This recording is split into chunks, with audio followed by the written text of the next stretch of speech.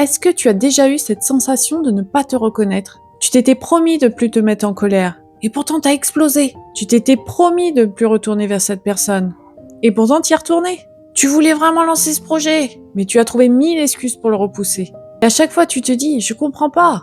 Pourtant je sais ce qu'il faut faire. Pendant longtemps je croyais que tout se jouait dans la tête. Je pensais que si je comprenais un problème, il disparaîtrait. Mais non, il me manquait un élément. Comprendre ne suffit pas.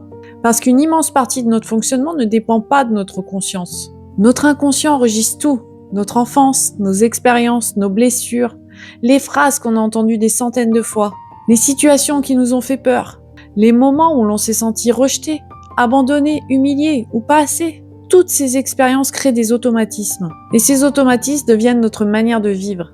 Ils influencent notre façon d'aimer, notre façon de gagner de l'argent, notre confiance, notre manière de réagir au stress, même les décisions que l'on croit prendre librement.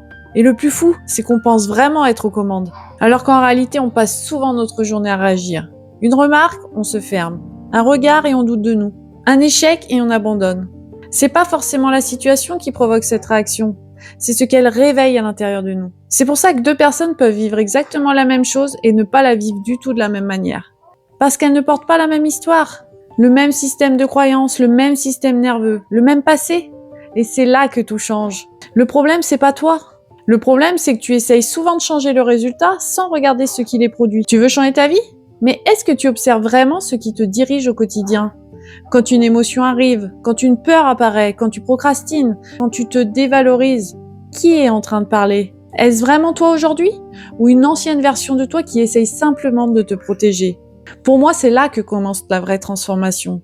Pas quand on se force, pas quand on lutte contre soi, mais quand on devient capable d'observer. Observer sans juger, observer pour comprendre, parce que tant que quelque chose reste inconscient, il continuera à diriger ta vie.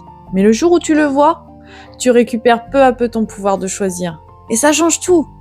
Alors j'ai une question pour toi. Aujourd'hui, est-ce que c'est vraiment toi qui conduis ta vie? Ou est-ce que ton inconscient tient encore le volant sans que tu t'en rendes compte?